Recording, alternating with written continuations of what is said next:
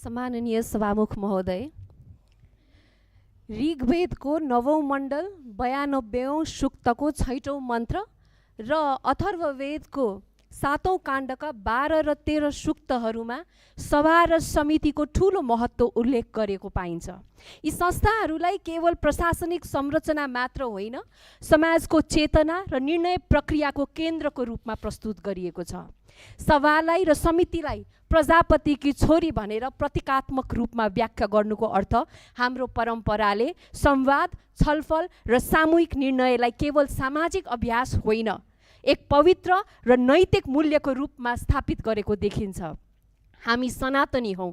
यसले देखाउँछ कि वैदिक कालदेखि नै हाम्रो सभ्यतामा सहभागिता र सहमतिमा आधारित शासनको बिउ रहेको छ। लोकतन्त्र केवल चुनाव जित्ने प्रणाली मात्र होइन, यो निरन्तर संवादको अभ्यास हो।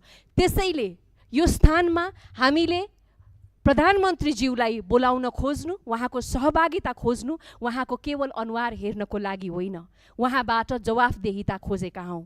र अर्को मुख्य कुरा के छ भन्दाखेरि, पहिलो अधिवेशनमा प्रधानमन्त्रीज्यूले यो अधिवेशन नबोलिकन उहाँ जानुभयो, हामीले त्यसलाई स्वीकारौँ। दोस्रो अधिवेशन सुरु भयो, नीति तथा कार्यक्रम उहाँको कार्यक्रम हो, उहाँले अपनत्व नलिकन कार्यक्रमको बीचमा उठेर जानुभयो, उहाँका केही बाध्यता थिए होला। हामी सदनमा सुकुम्बासी र संवैधानिक परिषदका कुरा उठाउँछौँ, प्रधानमन्त्रीज्यू आफ्नो सामाजिक सञ्जालको पोस्टमा देश र जनतालाई जवाफ दिनुहुन्छ।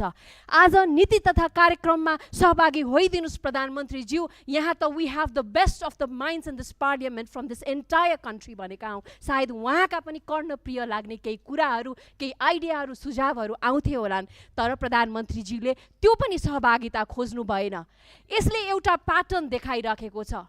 सायद प्रधानमन्त्रीज्यू यो सदनप्रति अनिच्छुक हुनुहुन्छ, यो पार्लियामेन्ट्री अभ्यासप्रति उत्तरदायी बन्न खोजिराख्नु भएको छैन, त्यो सहभागिता दिइराख्नु भएको छैन। त्यसैले हामी फेरि पनि भन्छौँ, हामीले प्रधानमन्त्रीलाई यहाँ खोज्नु भनेको उहाँले जनताप्रति एउटा दिशा दिनुहुन्छ, उहाँको आवाज दिशा बन्छ भनेर हो। र अर्को मुख्य कुरा, मलाई बोल्न दे सरकार र जवाफ दे सरकार भनेर आज उहाँलाई जनताले यो देशको सबैभन्दा प्रोग्रेसिभ हुन सक्ने सरकारको शक्तिशाली प्रधानमन्त्री बनाएको छ। त्यसको कदर होस् भन्ने र यहाँले आज जसरी पनि जवाफ दिने क्रममा प्रधानमन्त्रीज्यूको सहभागितालाई सुनिश्चितता गरिदिनु हुन अनुरोध गर्दै आफ्नो कुरा अन्त्य गर्छु। धन्यवाद।